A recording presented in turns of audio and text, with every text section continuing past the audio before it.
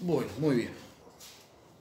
Vamos a continuar un poco con Aristóteles y continuar un poco lo que especificamos en las clases Zoom y profundizar un poquito más.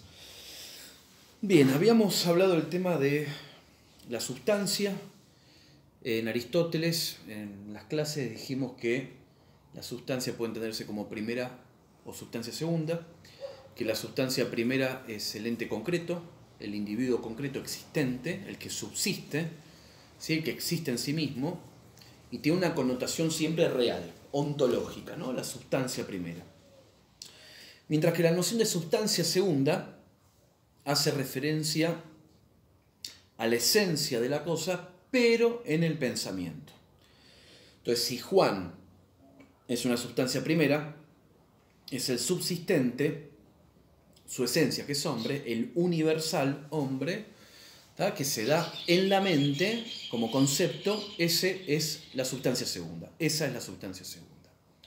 Por lo tanto, esta sustancia segunda es de orden lógico, solamente existe en el pensamiento. Hombre, perro, gato, tiza. Ese universal que existe en la mente, esa sustancia segunda, que es de orden lógico, existe en la mente, no subsiste, no es subsistente. Por lo tanto, es fruto de una abstracción. Va a decir Aristóteles, la esencia que está en la cosa, habíamos dicho en ese ente individual y concreto, esa esencia que subsiste ahí, ¿no? En ese ente, llega a la mente por un proceso de abstracción, como veremos más adelante. Pero lo importante de notar es que esta sustancia segunda, al no subsistir, se opone, ahí justamente toma una posición contraria a la que tiene Platón. Para Platón, que habíamos dicho que el universal, hombre, gato, perro, la idea para Platón, tiene una subsistencia. Subsiste no en el mundo sensible, sino en el mundo de las ideas. Para Aristóteles, tal universal no subsiste en sí mismo, solo existe en la mente. ¿Sí? Pero todo lo que hay en la sustancia segunda, todo lo que hay en el concepto universal, procede de la sustancia primera. Pero subsiste en la sustancia primera. Es decir, el concepto universal hombre procede de esta sustancia particular que existe en la realidad que llamó Juan. ¿Se ve? Nada más que en sí mismo, hombre, ese universal, en sí mismo no existe, sino que procede justamente de la sustancia primera y subsiste al modo del individuo, ¿sí? Al modo de Juan, subsiste.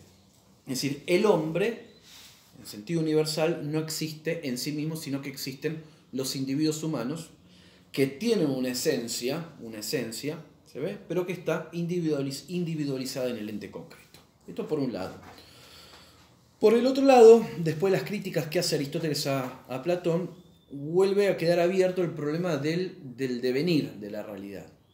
Y acá ven Parménides, justamente, vuelve a Parménides sosteniendo que en Parménides hay algo relativamente cierto y hay algo que hay que corregir.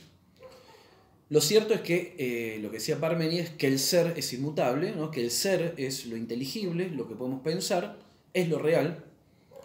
En eso Aristóteles coincide, y que el ser para Parménides no puede cambiar. ¿Por qué? Como habíamos visto en el video, si el ser cambiara, pasaría al no ser. Y el ser no puede proceder del no ser. Luego, el devenir es ininteligible, ¿no? Esta realidad sensible que deviene no se la puede comprender. Es una ilusión, no tiene un logos, no es inteligible. Pero Aristóteles, con la analogía del ser que habíamos dicho, dijimos que se entiende de diversos modos el ser. Por lo tanto, el ser puede, o mejor dicho, el devenir puede ser explicado perfectamente, es inteligible porque está dentro de la órbita del ser. Y el ser, para explicar este devenir, dice Aristóteles, solo entiende como acto o como potencia. Entonces tenemos que el ser, para Aristóteles, ¿sí? Se lo entiende como acto o como potencia. Recuerden que el ser, que es lo real, siempre indica realidad. El ser entonces indica siempre realidad e inteligibilidad. Realidad, inteligibilidad.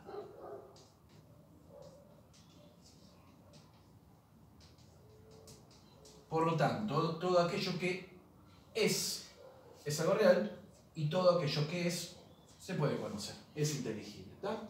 El ser dijimos como sustancia, como accidente, como hemos visto antes. Bueno, ¿por qué es esto del ser en potencia o el ser en acto? El ser potencial es aquello que puede llegar a ser. Que puede llegar a ser.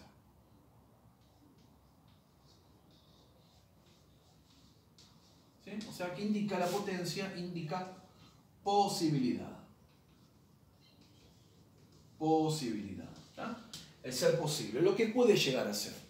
Es decir, en este caso potencial, decimos por ejemplo que un hombre, ¿no? Un hombre es en potencia, un hombre es en potencia abogado, por ejemplo. O sea, es hombre en acto, es hombre, pero tiene la posibilidad de ser abogado. Todavía no es. La posibilidad, un todavía no es. Puede llegar a ser. Un todavía no es.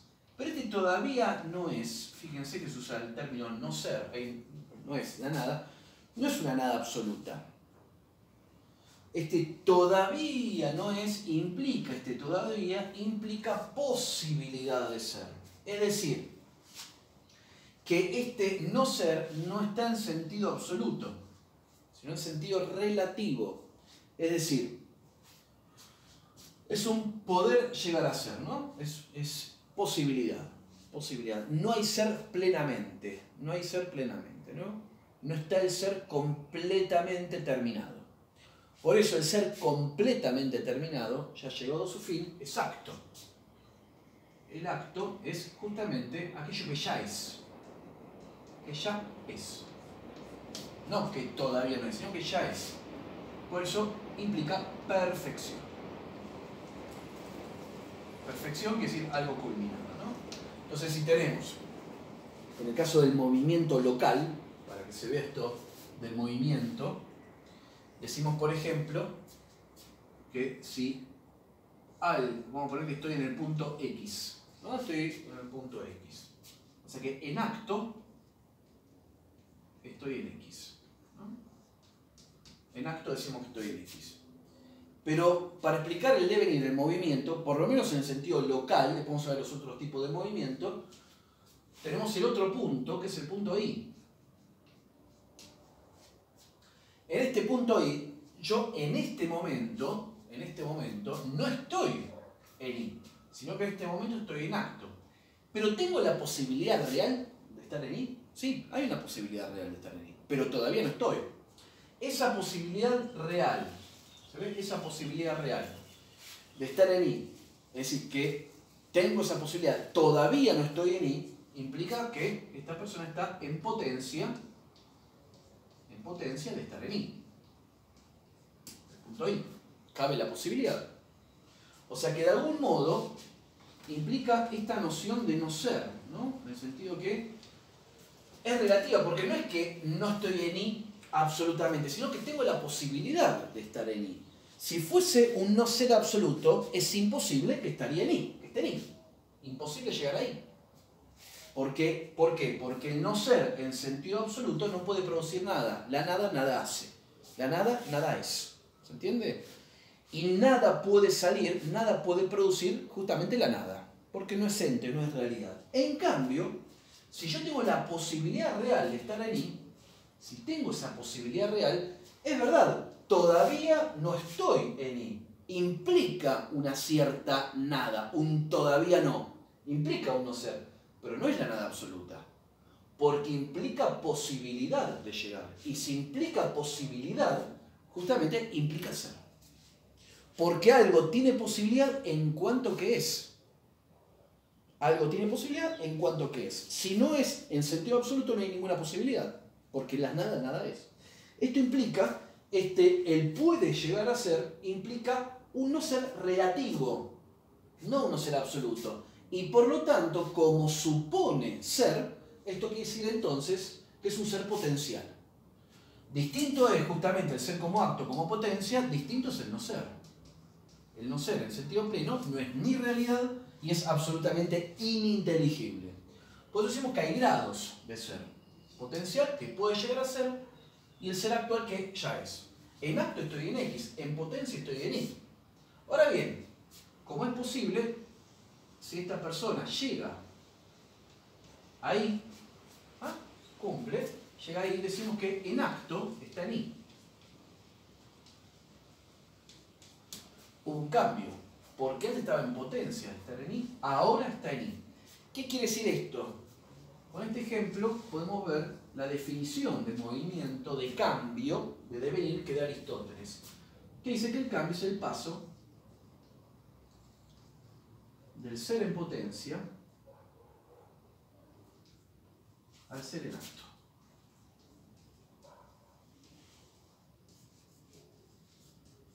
Fíjense, el paso de la potencia al acto. En potencia estaba en Y, en acto estoy en Y. Quiere decir que hubo movimiento. El paso del ser en potencia al ser en acto. Fíjense que siempre dentro de la órbita del ser, lo que decíamos recién. La potencia como posible, si es posible, es. De algún modo es. Ese posible, ¿qué grado de ser tiene? Potencial. Soy abogado en potencia. Bueno, cuando sea abogado, tenga el título, pasé de la potencia al acto. ¿Sabe? Y gané una perfección. Logré algo. ¿Sabe?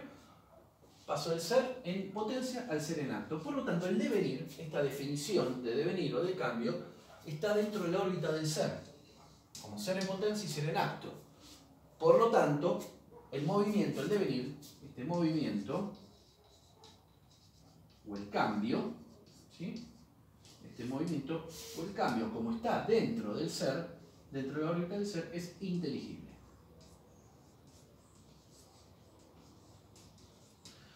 Hay otra definición interesante que da Aristóteles que dice que el movimiento también es el acto imperfecto de lo imperfecto.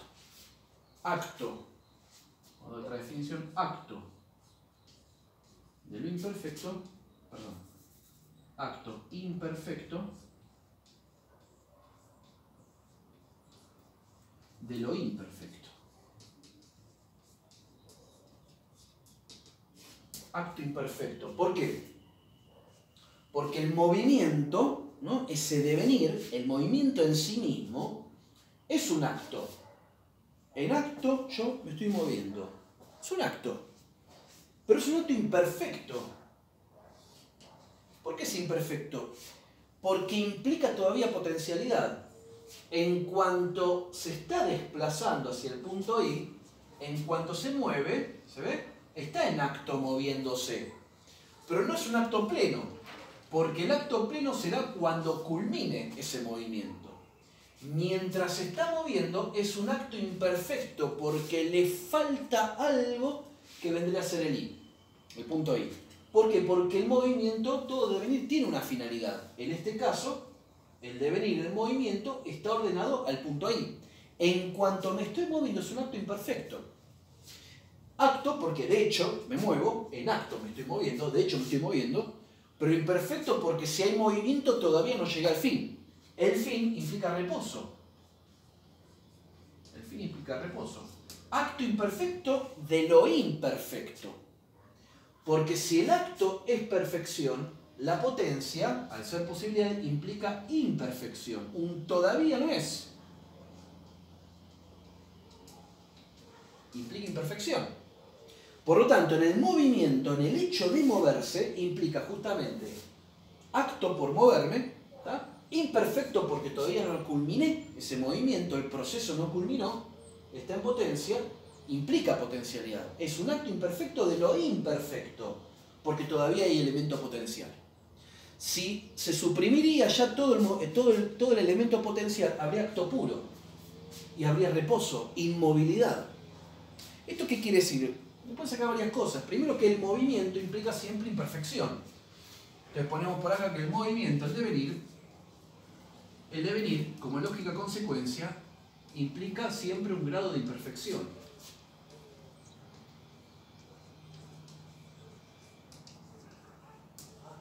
¿Por qué implica un grado de imperfección? Porque hay siempre en el movimiento, falta llegar al fin. Hay un pequeño, todavía no es. Hay una cuota de potencialidad. O sea, hay elementos potenciales. hay elementos potenciales. Pero como dijimos, no es una potencia pura. ¿Por qué? La potencia pura no estaría acá. Tengo la posibilidad de moverme. En cuanto tengo la posibilidad de moverme, pero no me muevo, estoy en pura potencia de moverme. O sea, estoy en potencia de llegar a ese punto. Muy bien, estoy en potencia de llegar a ese punto. En cuanto a la intención de llegar, está en pura potencia. O sea, tengo la intención, no hay movimiento todavía. ¿Sabes? Esa potencia es posibilidad de movimiento. ¿Sabes? Entonces tenemos que la potencia es posibilidad de movimiento. No solamente posibilidad de llegar al acto, sino posibilidad de moverme. Es, si se quiere, es el principio de movimiento. O sea, es la posibilidad de moverme. Una posibilidad de moverme.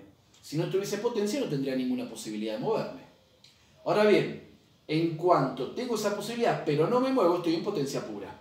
En cuanto me estoy moviendo, ¿se ve? Ya salí de la potencia pura. Ya de alguna manera implica un acto imperfecto del imperfecto. Acto imperfecto porque me estoy moviendo, pero todavía no llegué al acto pleno, y de lo imperfecto porque implica potencialidad. Por eso en todo devenir, en todo movimiento, siempre hay imperfección, algún grado de imperfección. Y si hay grado de imperfección, hay elementos potenciales. ¿Sabes? Pero para que haya movimiento, devenir, también tiene que haber justamente elementos actuales. O sea, elementos que estén en acto. Por lo tanto, decimos que el devenir implica perfectibilidad. ¿Qué quiere decir esto? Perfectibilidad. Posibilidad de lograr un acto. Ahora bien, el devenir, el mundo deviene. ¿Sí? La physis, dice Aristóteles, ¿no? La naturaleza deviene. La naturaleza física deviene permanentemente. ¿Sabes? La naturaleza física, al devenir, es una condición, es algo propio de los entes naturales, ¿no? De la naturaleza. Lo propio de todos los entes naturales es que devienen.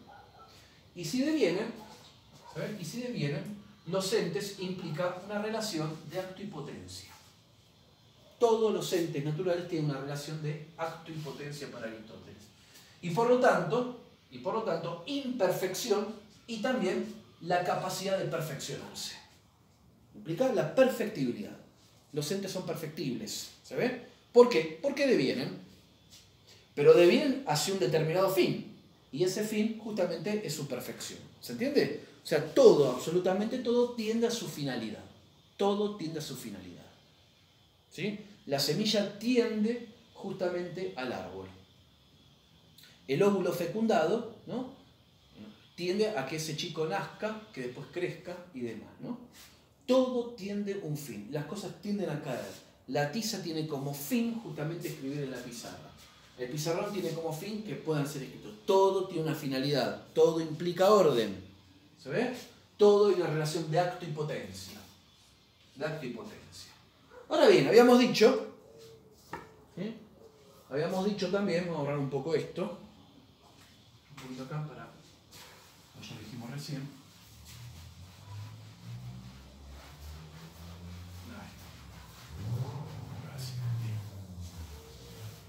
Bueno, ahora bien, quiere decir entonces que toda la naturaleza, los entes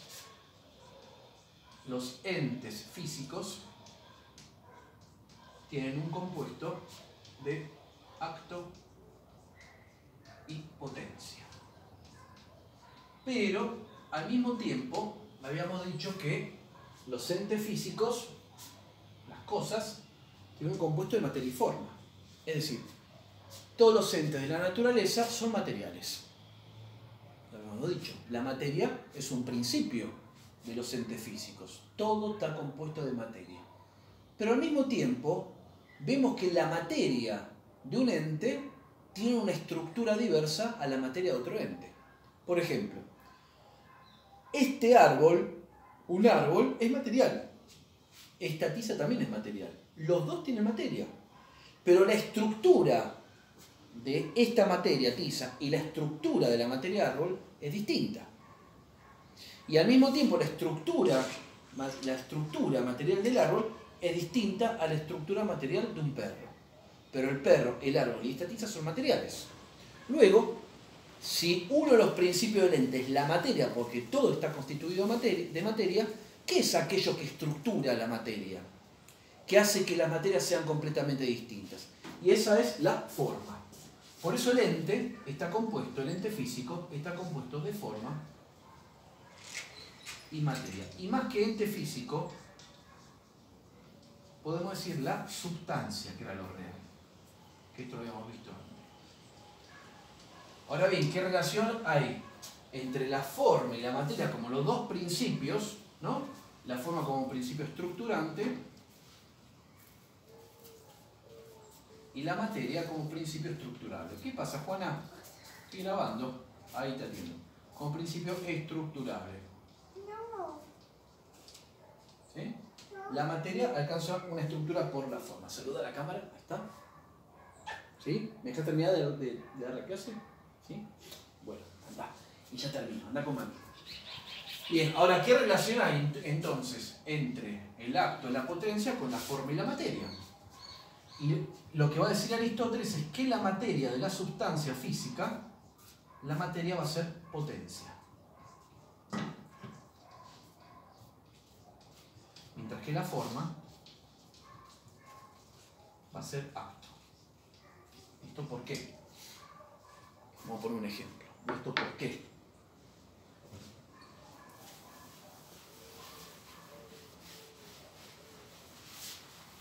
¿Y esto por qué? Bueno, por lo siguiente. Vamos a poner un caso, ¿no? Dijimos que los cambios, para entender esto, que es algo propio, el devenir, que es algo propio de la naturaleza física, puede ser o bien cambios sustanciales, esto lo explicamos en la clase de Zoom, el cambio puede ser sustancial o puede ser de orden accidental, que responde justamente, los cambios accidentales, que responden justamente a esos modos de ser diversos. Los cambios accidentales que habíamos dicho, en el cambio accidental, las cosas, las sustancias se modifican, pero no dejan de ser las mismas. A ver, cambian los modos de ser de esa sustancia, pero lo que permanece es la sustancia. ¿No? El caso, por ejemplo, del crecimiento, el caso, por ejemplo, del cambio locativo. Estoy acá y ahora estoy acá. Hubo un cambio, ¿se ve? Un cambio local. Yo sigo siendo el mismo. Puedo engordar, puedo adelgazar, puedo tener el pelo de un color, puedo tener el pelo de otro color. Son modos accidentales de cambio. O sea, en el cambio accidental lo que permanece, en todo cambio permanece algo siempre, lo que permanece es la sustancia. Es la sustancia. Esto lo explicamos en la clase de Zoom. No vamos a completar algo. Lo que permanece es la sustancia. ¿Qué tipo de cambios accidentales hay? Básicamente tres. Cambio cualitativo, un cambio en la cualidad, ¿no? La alteración en la sustancia, una alteración,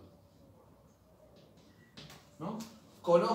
Sé ahora algo de Aristóteles, antes no lo sabía. Cambio de color de pelo, ¿se ve? Cambio de la cualidad, bueno, distinto, sano, enfermo y demás, ¿no?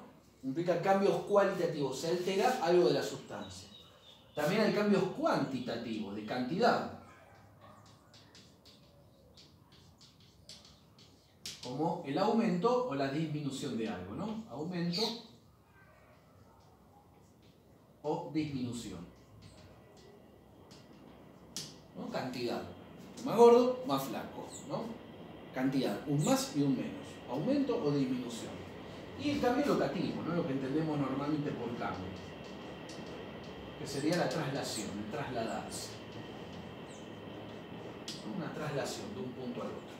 Y el cambio sustancial tenemos, por un lado, la generación, se genera una nueva sustancia. En el caso del ser vivo, por ejemplo, bueno, se genera un nuevo ser con la unión del espermatozoide y el óvulo, por ejemplo, ahí hay un nuevo ser, ese óvulo fecundado, es una sustancia nueva, distinta a la madre, por ejemplo, distinta a la madre, una sustancia nueva. Dependiente, obviamente, de la madre en muchas cosas, por ejemplo, en la alimentación y demás, pero metafísicamente ya es una sustancia distinta a la madre. Y la corrupción, que vendría a ser, por ejemplo, la muerte, la destrucción de la sustancia. Ahora, la pregunta es, ¿qué es lo que permanece en el cambio sustancial? Porque si todo cambio implica algo que permanece, lo que va a permanecer, ¿no? Lo que permanece ya no es la sustancia, va a ser justamente la materia. Yo me muero, cambio sustancial, el elemento que me integra material, mi cuerpo, se empieza a degradar, deja de ser un cuerpo humano y empieza a ser, de alguna manera, empieza a recibir distintas formas, se transforma y termina siendo abono para la tierra y qué sé yo. ¿Se entiende? O sea, implica justamente un cambio, pero siempre hay materialidad. Siempre hay materialidad. Por lo tanto, fíjense que, de alguna manera, la materia es principio del cambio. Si no hay materia, no hay posibilidad de cambio. Si no hay materia, ¿se ve? No hay ningún elemento que haga posible el cambio. O sea que la materia implica, justamente, es principio del cambio. Principio de, justamente, del devenir. Principio del devenir. Por eso la materia es estructurable. La materia se identifica con la potencia. La materia con la potencia, ¿se ve? Ahora, esa materia, cuando tiene una determinada estructura, un orden, ¿se ve? Implica justamente la forma. Por eso la forma es estructurante, ¿no? Pone orden a la materia. Ordena a la materia, la estructura a la materia de un determinado modo. Le da orden. Ubica al individuo en una especie y género de cosas. Esta materia, mi cuerpo, ¿se ve? Es un cuerpo humano. Ahora, ¿por qué es un cuerpo humano? Porque tiene la forma humana. La estructura, la forma, la esencia, hombre, que determina a esta materia a ser justamente un cuerpo humano y no un cuerpo de perro. ¿Se ve? O la materia, por ejemplo, del árbol. ¿No? Tiene una estructura distinta. Y me ubica en una especie, hombre, y en un género de cosas, animal. ¿Se ve? Animal y hombre, género y especie. Pero el tema es que estructura y ordena a la materia. Esto quiere decir que yo en este momento, esta materia, este cuerpo, que hace 40 años que existe, este cuerpo es cuerpo humano. ¿Hace cuánto? Hace 40 años. ¿Y qué es lo que le da estructura a esta materia que le hace ser un cuerpo humano? La forma. Por eso, si sigue siendo cuerpo humano, implica que la forma es acto. Que la forma es acto. Para poner un ejemplo de estas relaciones de acto y potencia, vamos a poner el ejemplo de un árbol, ¿no? Tenemos un árbol. Si es un árbol, implica una forma, una sustancia, implica forma y materia. Si tiene forma y materia, es una sustancia. Sustancia primera, ¿no? Cuando hablamos de sustancia solo decimos sustancia primera. Para hablar de sustancia segunda lo aclaramos, ¿no? Bien, ¿cuál es la materia? La materia es madera. ¿Pero madera de qué? Madera de roble, vamos a poner por caso. Roble. La forma, lo que hace que esta materia sea madera de roble, es la forma roble. Por eso la forma, ese roble, me ubica en una especie. Ubica este ente en una especie, la especie de los robles. Y en el género, por ejemplo, de los árboles. ¿Se entiende? Roble. Pero supongamos que a este árbol lo sometemos al fuego, ¿no? Lo sometemos al fuego. El fuego va a destruir al roble. ¿Y en qué se va a convertir? Se va a convertir en ceniza. La ceniza también es una sustancia. Es forma y materia. Forma y materia. Ahora, esta ceniza, el árbol, obviamente que hubo un cambio. Acá lo que ocurrió es un cambio sustancial.